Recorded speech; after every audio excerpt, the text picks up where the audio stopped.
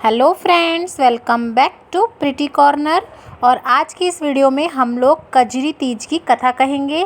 कजली तीज, सातुड़ी तीज, निमाड़ी तीज, हर जगह पे इसे अलग अलग नाम से जाना जाता है और कहीं कहीं इसे बूढ़ी तीज भी कहा जाता है।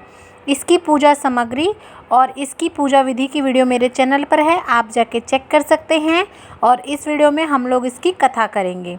ये जो व्रत होता है वो सुहाग के लिए होता है। कुंवारी कन्या इस व्रत को सुहाग अच्छा पाने के लिए, मतलब अच्छा वर पाने के लिए करती हैं। और जो शादीशुदा महिलाएं होती हैं वो अपने पति के अच्छे स्वास्थ्य के लिए और अटल सुहाग के लिए इस व्रत को करती हैं।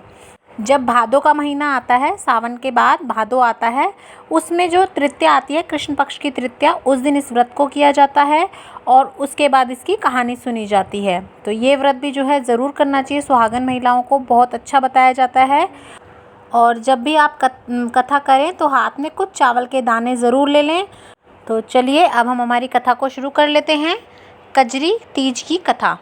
एक साहूकार के 4 बेटे और बहुएं थीं। तीनों बहुएं बड़े भरे पूरे परिवार से थी, परंतु छोटी बहू के मायके में कोई भी नहीं था।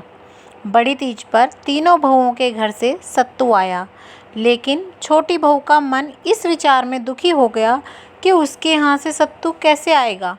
उसने अपने पति से कहा कि मेरे लिए भी कल सत्तू लेकर आना, चाहे कुछ भी करना पड़े, क्योंकि कल मेरा कजरी तीज का व्रत है।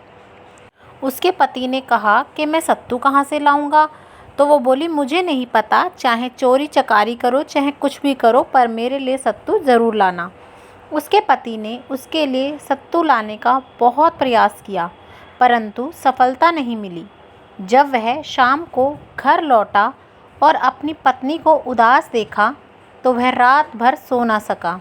दूसरे दिन तीज थी। वह रात को अंधेरे में ही घर से निकल गया और एक बनिए की दुकान में घुस गया। वह चने की दाल लेकर चक्की में पीसना शुरू कर दिया। चक्की की आवाज़ सुनकर बनिए के घर वाले जाग गए। उन्होंने उसे पकड़कर पूछा, यहाँ क्या कर रहे हो? तुम कोई चोर हो क्या? इस पर उसने जवाब दिया कि कल सातुड़ी तीज है और मेरी पत्नी के पीहर में कोई भी नहीं है, अतः उसके लिए सत्तू चोरी करने आया हूँ। आपकी दुकान में दाल, चीनी और घी सभी था, इसीलिए आपके यहाँ से सत्तू बनाकर ले जा रहा हूँ। यह सुनकर बनिया बोला, तुम अपने घर चलो, आज से तुम्हारी पत्नी हमारी धर्म बेटी हुई। वह घर लौट आया। दूसरे दिन सवेरे ही बनिए ने नौकरों के साथ 4 तरह के सत्तू के पिंडे, साड़ी और अन्य पूजा का सामान उसके लिए भिजवा दिया।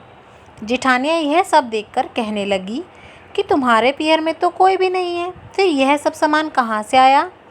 तब देवरानी ने उसे सारी बात बताई। कहा कि यह मेरे धर्मपिता ने भेजा है। और फिर उसने भी बड़ी खुशी के साथ अपना व्रत संपूर्ण करा। तो इस तरीके से ये हमारी कजरी तीज की कथा थी, जो मैंने आपको सुना दी है। आपको ये कैसी लगी प्लीज़ कमेंट करके मुझे ज़रूर बताइएगा। और अगर आपको मेरा चैनल पसंद आ रहा है तो प्लीज़ लाइक कीजिए, सब्सक्राइब कीजिए और शेयर करना तो बिल्कुल भी मत भूलिएगा।